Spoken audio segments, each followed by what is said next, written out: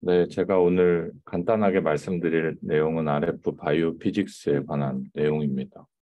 바이오 피직스에 대해 간단하게 말씀드리고요. 리전 포메이션을 잘 하기 위해서 어떤 것들이 리전 포메이션에 영향을 주는지, 그 다음에 하이파워 숏 듀레이션에 대해서 간단하게 말씀드리도록 하겠습니다. RF는 1985년에 처음에 휴먼에서 시행된 걸로 알려져 있고, 이 정도 에너지 스펙트럼이고, 얼터너티브 일렉트리컬 커런트를 통해서 열을 발생시켜서 리전을 포메이션하는 구조가 되겠습니다. 흔히들 에너지 소스는 이 정도가 되고, 로우 프리퀀시로 더 내려가면 보통 카디악 머슬이나 너브를 스티뮬레이션하는 그런 쪽으로 가고요.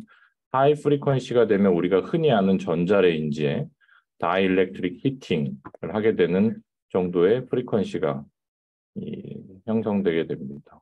그래서 바이오피직스는 세 가지를 알고 계셔야 됩니다. 첫째는 레지스티브 히팅이 되겠고요. 두 번째는 컨덕티브 히팅 또는 서멀 컨덕션이라는 개념이 있고, 마지막으로는 컨벡티브 히트 로스 또는 컨벡티브 쿨링이라는 개념, 이 세 가지를 꼭 알고 계셔야 RF 피직스를 이해하실 수 있습니다. 첫째는 레지스티브 히팅이고요. RF 어플리케이션을 하면 일렉트리컬 에너지가 얼터네이팅 하는 커런트를 발생을 시키고, 이 에너지가 서멀 에너지로 변환된다라는 개념입니다. 왜냐하면 여기서 이제 RF 커런트가 딜리버 되면 당연하게도 이 티슈는 하이 레지스턴스를 가지고 있으니까 여기서 이쪽으로 전달되면서 열이 발생할 수밖에 없는 구조가 됩니다. 이게 바로 레지스티브 히팅 개념이 되고요. 두 번째는 서멀 컨덕션인데, 이거는 이 열이 당연하게도 전도되는 개념입니다. 그래서 열이 이 카테터 주변으로 형성이 되면 그 열이 더 디퍼 이 티슈 쪽으로 전달되는 과정. 이게 이제 서멀 컨덕션이 되고, 뒤에 말씀드리겠지만 실제로 리전 포메이션 되는 원리는 레지스티브 히팅보다는 대부분의 리전 볼륨은 서멀 컨덕션에 의해서 이루어진다라고 알고 계시면 되고요. 마지 이렇습니다. 그리고 이 서멀 컨덕션은 티슈 쪽으로만 가는 게 아니라 반대쪽으로도 갑니다. 그래서 이제 이 일렉트리컬 이 일렉트로드 카테터 팁도 역시 뜨거워지는 그런 이 개념 이해하시면 되고요. 그다음에 어, 죄송합니다. 그래서 이제 리전 뎁스에 대한 이 연구 논문인데, 그러면 리전 뎁스는 어떤 거에 의해서 결정이 되냐? 당연하게도 팁 템퍼레처가 높을수록 리전 뎁스가 프로포셔널하게 더 깊어지는 그런 개념이 되고, 또 하나는 파워, 딜리버되는 파워가 세면 셀수록 뎁스가 당연히 더 깊이 전달이 되고요. 그리고 또 한 가지는 이 일렉트로드의 지름이 클수록, 카테터 팁이 클수록 리전의 다이아미터나 뎁스는 더 커질 수밖에 없다. 뭐 이런 개념 알고 계시면 될 것 같고요. 서멀 컨덕션을 아까 제가 most 리전 포메이션은 서멀 컨덕션으로 이루어진다고 했는데, 그럼 어떤 식으로 보통 형성이 되냐? 처음에 레지스티브 히팅이 만들어지는 거는 first 5 to 10 seconds입니다. 한 5초에서 10초 정도. 이 레지스티브 히팅으로 인해서 리전이 점점점 커지고요. 이건 아무리 커져도 전체 리전 사이즈의 절반 또는 절반 이하.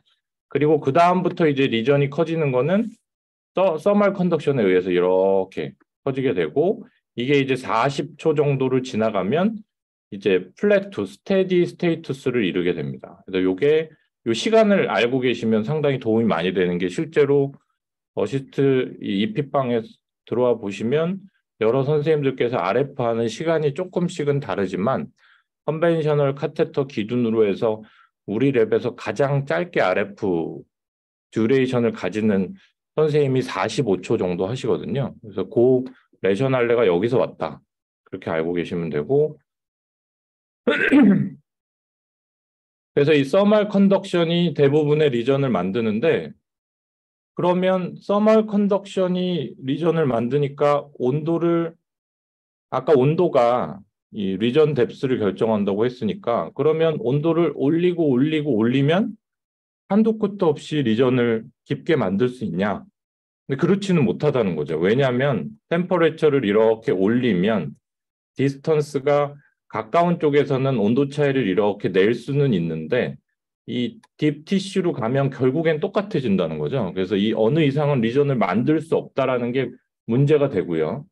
또 하나는 티슈와 블러드의 온도가 올라갈 때 리액션을 알고 계셔야 되는데 보통 40에서 50도는 리버서블 인절이고 50도가 넘어가면 이리버서블 인절입니다. 우리가 RF 할 때 역시 가장 낮은 온도로 할 때 50도로 하잖아요. 우리가 그게 이제 여기서 나온 레셔날레가 되고 그래서 여기서 이제 비가역적인 손상이 오고 단백질 변성이 일어나고 심하면 이제 혈전도 생겨날 수 있다는 거죠. 근데 여기서 온도가 70도에서 100도까지 올라가 버리면 코아귤lum이 형성이 될 수 있습니다. 우리가 흔히 죄송합니다.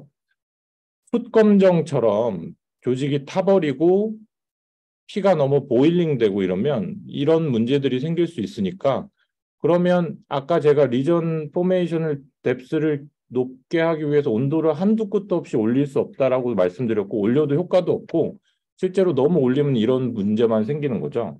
그래서 우리가 일반 카테터로는 리전을 만들 수 있는 뎁스는 한계가 있다라는 게 문제고 이런 것들이 이제 한두 끝도 없이 올리다 보면 엠볼리즘 리스크도 올릴 수 있어서 실제로 과거에 카테터 어블레이션을 이 후에 나올 이리게이티드 팁이 나오기 전에는 LA 어블레이션 같은 거 할 때는 실제로 스트로크가 많이 발생을 했었던 시기도 저는 경험해 보진 못했지만 있었다고 합니다. 이런 것들이 실제로 코아귤lum이라든지 그런 것들이고 이 티슈가 너무 이 피가 보일링 되고 끓어버리면 이제 스팀팝 같은 게 생길 수 있고 이런 형태들로 나타날 수 있습니다. 엠볼리즘 리스크뿐만 아니라 이 카디악 퍼포레이션, 탐포네이드 이런 리스크도 역시 올릴 수 있는 게 문제입니다. 그래서 이제 마지막으로 아까 제가 세 개를 기억하라 그랬는데 마지막 개념은 컨벡티브 쿨링인데 컨벡티브 쿨링은 히트가 로스되는 개념입니다. 그래서 히트가 뜨거운 쪽으로부터 이 쿨 블러드 쪽으로 이 히팅이 이제 빠져나가는 거죠. 컨벡티브 로스입니다. 그러니까 히트 온도가 낮아지는 개념이고 이 실제로 여기에서도 이 밖으로 빠져나가는데 이런데 밖으로 아이고 죄송합니다. 밖으로 빠져나갈 때도 이런 데도 이제 베슬 같은 게 있을 수 있거든요. 근데 여기에 이제 피가 흐르고 있으면 여기로도 이제 히트 로스가 생기는 거죠. 그래서 컨벡티브 쿨링은 엄밀히 말하면 온도를 뺏기는 실제로 리전 포메이션을 만드는 데 있어서 1차적으로 생각하기에는 손해를 보는 개념이에요. 손해를 보는.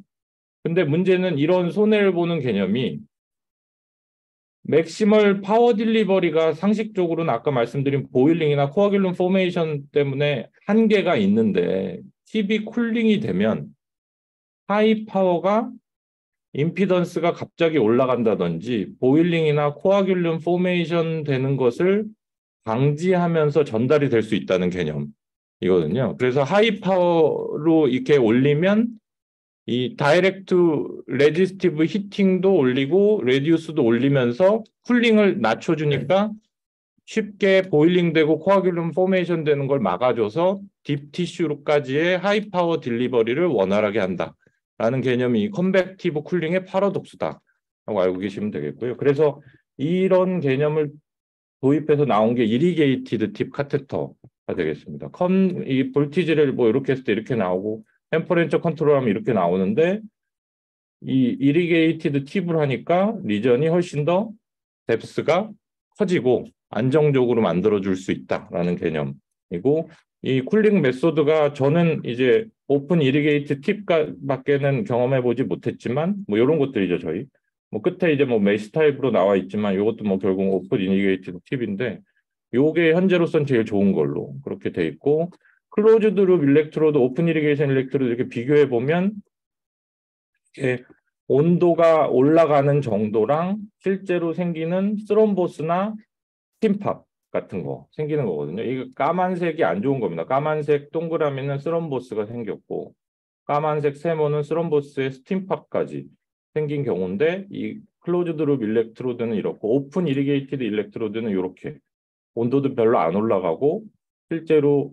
컴플리케이션 생기는 경우도 적어서 현재는 이제 오픈 이리게이티드 팁이 이 스탠다드 이리게이티드 팁 카테터가 됐고요. 그 다음에 말씀드릴 거는 컨택 포스인데 지금 이제 나온 거는 파워도 나왔고 팁 온도를 낮추면서 이리게이티드 팁에 대한 얘기도 나왔고 마지막으로 이제 컨택이 얼만큼 영향을 많이 미치냐 보시면 이제 로우 컨택, 모더레이트 컨택, 하이 컨택 비교해 보면 리전이 이렇게 많이 차이가 난다는 겁니다. 이 파워를 똑같이 해도 컨택을 얼만큼 잘하느냐가 이렇게 중요한 영향을 미친다라는 개념 알고 계시면 될 것 같고요.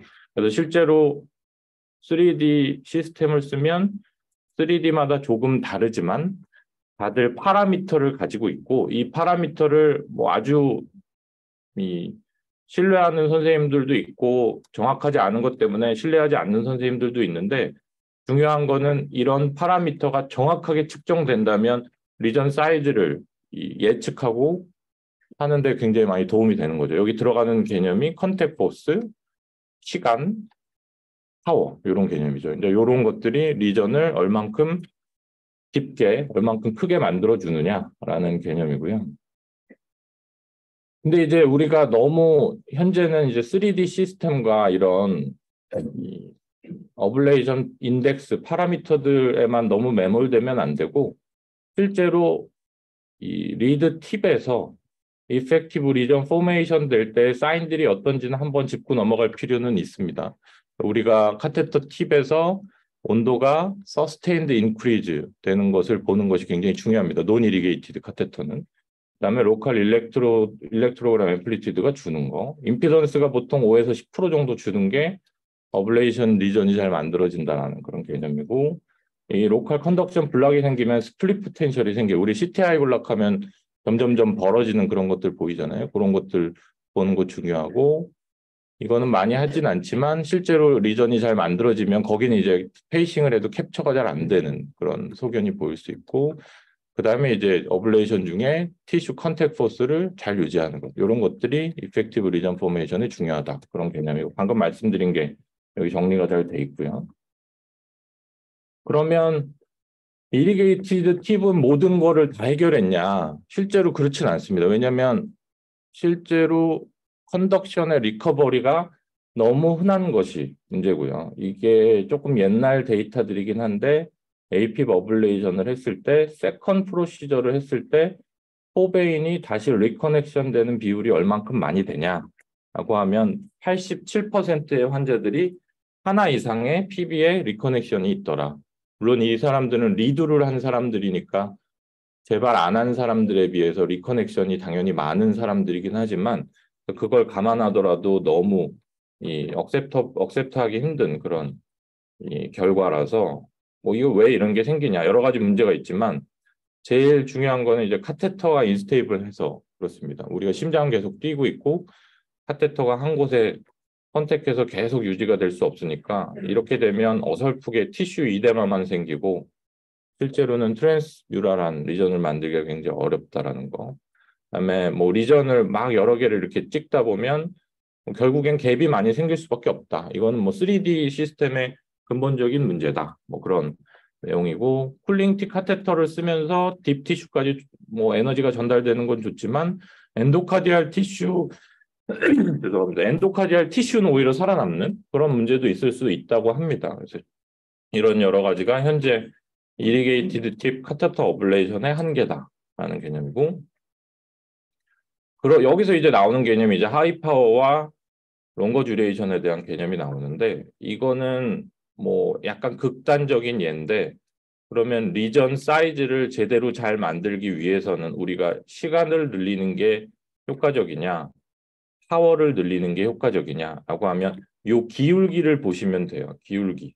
시간을 늘렸을 때 얼만큼 이 리전이 커지느냐와 파워를 늘렸을 때 얼만큼 리전이 커지느냐를 보면 그냥 직관적으로 보면 파워를 늘리는 게 리전을 크게 만드는 데는 훨씬 이펙티브하죠. 예, 시간은 게다가 프로시저 타임을 늘리니까 이런 개념이 하나 있고 또 하나는 레지스티브 히팅이 메인이 되냐 아니면 서멀 컨덕션이 메인이 되냐의 개념이 조금 달라집니다. 이제 보통 스탠다드 카테터는 아까도 말씀드렸지만 모스트 리전 포메이션을 담당하는 거는 이 서멀 컨덕션, 컨덕티브 히팅이라고 말씀드렸는데 하이 파워 숏 듀레이션으로 하면 우리가 여기서 얼터네이팅 일렉트리컬 커런트가 전달되면서 발생하는 레지스티브 히팅이 파워가 너무 커지니까 당연히 커질 수밖에 없거든요. 그래서 쉽게 말해서 이 겉에를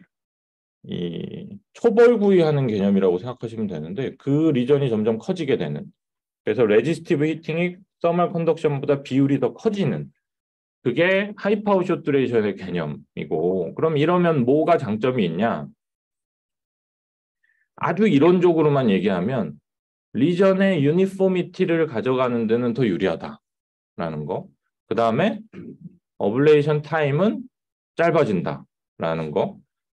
마지막으로는 조금 더 슈퍼피셜하고 넓게 어블레이션이 되기 때문에 우리가 우려하는 에소파잘 인저리라든지 뭐 프레닝 너브라든지 이런 콜레터럴 데미지가 현저하게 심하게 생길 리스크가 오히려 스탠다드 카테터보다 좀 줄 수 있다라는 게 이제 이론적인 그런 하이파워 숏 듀레이션의 장점이 되겠고요. 물론 문제는 하이파워 숏 듀레이션은 이 시간에 대한 세이프티 마진이 굉장히 작을 수밖에 없습니다. 90와트 가지고 이제 연구를 해보면 90와트 30초를 했더니 트랜스뮤럴이 안 되더라. 근데 90와트 6초를 했더니 스팀팝이 생겨버리더라. 그러면 여기서 세이프티 마진이 불과 3초밖에 안 되는 거니까. 그럼 이 사람한테는 4.5초를 해야 된다라는 내용이고 6초까지만 가도 벌써 위험할 수 있다라는 내용이니까. 근데 이게 6초가 무서워서 3초로 줄이면 리전이 제대로 안 될 수도 있는 그런 거거든요. 그래서 제 생각에는 컨택이나 카테터가 아주 스테이블한 상황에서는 뭐 하이파워 숏 듀레이션을 딱 정해놓고 하는 게 도움이 되는데 여러 가지 리전을 아주 유니포미티를 가지면서 어블레이션 하기 힘들 때는 하이파워 숏 듀레이션이 오히려 리커런스도 늘리고 이 스팀팝 같은 게 생길 리스크도 높다. 그런 거 알고 계시면 될 것 같고요. 그래서 휴먼 데이터는 하이파워 숏 듀레이션, 로우 파워 롱 듀레이션이 뭐 리커런스는 차이가 없다라는 데이터. 이게 제 기억으로는 이 하이파워 숏 듀레이션 데이터 중에 N수가 아마 두 번째인가 첫 번째로 많은 데이터고 비슷한데 프로시저 타임 줄어서 장점이고 휴먼 데이터 뭐 이렇게 나오고 에소파잘 인핸스먼트를 MRI로 확인을 했더니 뭐 통계적으로 아주 현저하게 차이 나는 건 아닌데 에소파잘 인저리가 없는 사람이 좀 많고 마일드 모더레이트는 조금 적은 느낌? 그래서 에소파잘 인핸스가 좀 적게 생기는 경향은 보인다. 통계적으로 차이는 없다. 이 정도 데이터가 있고 메타 아날라이시스 쫙 해보니까 이 리커런스가 요거는 저기 이, 이, 이 하이파워 쇼트레이션이 페이버한다는 개념이거든요. 페이버하고 PB 그 리커넥션 적고 프로시저 듀레이션 짧고 플로로 듀레이션 짧고 RF 어블레이션도 짧고 뭐 이런 메타 아날라이시스 있다는 거. 근데 반면에 이건 미국에서 나온 데이터인데 프로펜시티 매칭 해보니까 하이파워랑 로우파워 비교하니까 AFib 리커는 통계적으로는 차이가 없는데 약간 트렌드는 생기고 플러터 리커를 보니까 하이파워가 플러터 리커가 좀 많더라. 갭이 좀 생길 수 있다라는 그런 개념으로 이해하면 될 것 같습니다. 이런 데이터도 있어요. 그러니까 현재로서는 컨트로버셜한 내용이고 우리 병원은 이 RF 하이파워 숏 듀레이션이랑 로우파워 롱 듀레이션을 비교한 건 아니고 크라이오랑 비교한 우리 랩 논문이 있습니다. 박현환 교수님이 쓰신 논문이고요. 크라이오랑 하이파워 숏 듀레이션 RF랑 해보니까 통계적으로 데이터 차이는 없다. 그런 내용이 있으니까 이런 것도 알고 계시면 될 것 같고 거기에 이제 여기서 추가로 또 들어가는 내용이 플로우 속도는 어떻게 하면 좋냐. 플로우 우리가 이리게이티드 플로우를 지금 다 정해진 대로 하잖아요. 근데 그럼 그거 플로우를 많이 늘리거나 많이 줄이면 어떻게 되냐. 그런 개념을 보시면 이게 지금 하이 플로우거든요.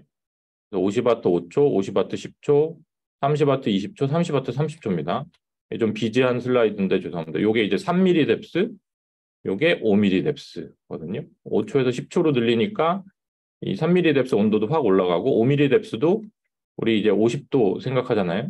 이리버서블 이 인저리를 주려면 여기 뭐 확실히 뭐 70도 가까이까지 이렇게 올라가는 소견 보이고 뭐 이런데 로우 플로우를 하면 리전이 똑같이 하는데 아주 깊게 가는 건 좀 적게 생기죠. 이렇게.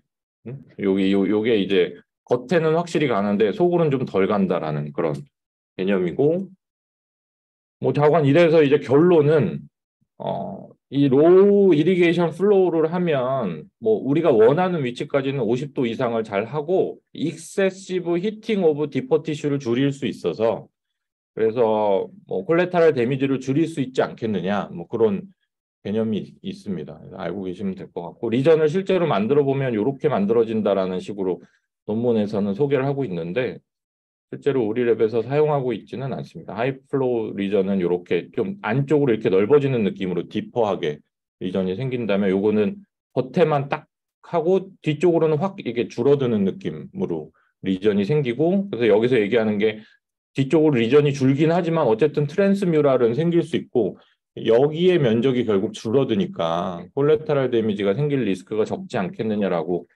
주장을 하는 그런 논문도 있습니다. 제 발표 마지막이고요. 바이오피직스는 레지스티브 히팅, 서멀 컨덕션, 컨벡티브 쿨링 또는 컨벡티브 히스로스 세 개를 꼭 아셔야 되고 레지스티브 히팅은 초반 5에서 10초, 서멀 컨덕션은 40초 정도까지 가서 스테디 스테이트스로 진행된다라는 거. 컨벡티브 쿨링은 파라독식한 그런 이 개념입니다. 그래서 장점이 되기도 하고 단점이 되기도 하고. 티슈 템퍼레처 50도 이상이 이리버서블 인저리 주고 RF 리전 사이즈는 파워, 템퍼레처, 일렉트로드 다이아미터 그리고 컨택 포스 이런 거에 영향을 받고요. 이리게이티드 쿨드 어블레이션이 이 딥 티슈로 에너지 딜리버리를 하는데 도움이 많이 되고 그러면서도 임피던스가 갑자기 오르고 차 포메이션 되고 이런 것들을 막아준다라는 장점이 있고요. 이펙티브 리전 포메이션을 위해서는 아까 하나하나 짚어드렸지만 사실은 이게 더 중요합니다. 여러분들께서는 템퍼레처가 서스테인한 인크리즈 있는지 로컬 일렉트로드 앰플리튜드가 주는지 임피던스가 좀 주는지 스플릿 포텐셜이 생기는지 로컬 캡처 스레시홀드가 올라가는지 그다음에 어블레이션 하는 동안 티슈 컨택이 잘 되고 있는지 이런 것들이 중요한 팩터들이다. 알고 계시면 될 것 같습니다. 네, 경청해 주셔서 감사합니다.